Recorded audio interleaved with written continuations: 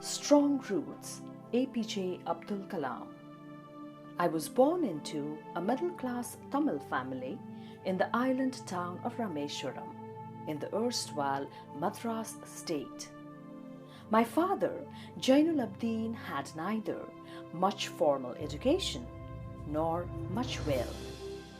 Despite these disadvantages, he possessed great innate wisdom and a true generosity of spirit. He had an ideal helpmate in my mother, Ashiamma. I do not recall the exact number of people she fed every day, but I am quite certain that far more outsiders ate with us than all the members of our own family put together. My parents were widely regarded as an ideal couple. My mother's lineage was the more distinguished, one of her forebears having been bestowed the title of Bahadur by the British. I was one of many children, a short boy with rather undistinguished looks, born to tall and handsome parents. We lived in our ancestral house, which was built in the middle of the 19th century. It was a fairly large Pakka house made of limestone and brick on the Mosque Street of Rameshwaram. My austere father used to avoid all inessential comforts and luxuries. However, all necessities were provided for in terms of food, medicine, or clothing. In fact, I would say mine was a very secure childhood, materially and emotionally. I normally ate with my mother, sitting on the floor of the kitchen.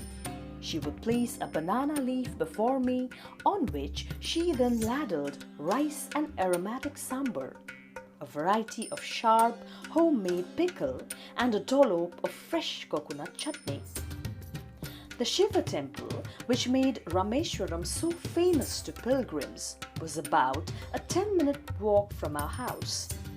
Our locality was predominantly Muslim, but there were quite a lot of Hindu families too, living amicably with their Muslim neighbors. There was a very old mosque in our locality, where my father would take me for evening prayers. I had not the faintest idea of the meaning of the Arabic prayers chanted, but I was totally convinced that they reached God. When my father came out of the mosque after the prayers, people of different religions would be sitting outside waiting for him. Many of them offered bowls of water to my father, who would dip his fingertips in them and say a prayer. This water was then carried home for invalids. I also remember people visiting our home to offer thanks after being cured. Father always smiled and asked them to thank Allah, the Merciful. The high priest of Rameshwaram temple, Pakshi Lakshmana Sastri, was a very close friend of my father's. One of the most vivid memories of my early childhood is of the two men, each in traditional attire, discussing spiritual matters. When I was old enough to ask questions, I asked my father about the relevance of prayer. My father told me there was nothing mysterious about prayer. Rather, prayer made possible a communion of the spirit between people. When you pray, he said, you transcend your body and become a part of the cosmos, which knows no division of wealth, age, caste, or creed.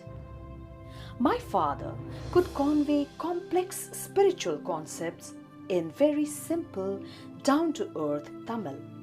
He once told me, in his own time, in his own place, in what he really is, and in the stage he has reached, good or bad, every human being is a specific element within the whole of the manifest divine being.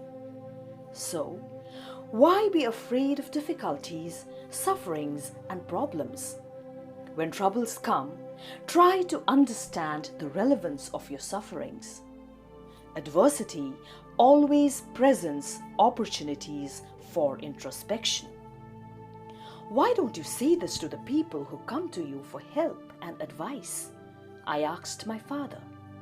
He put his hands on my shoulders and looked straight into my eyes. For quite some time, he said nothing, as if he was judging my capacity to comprehend his words. Then he answered in a low, deep voice. His answer filled me with a strange energy and enthusiasm.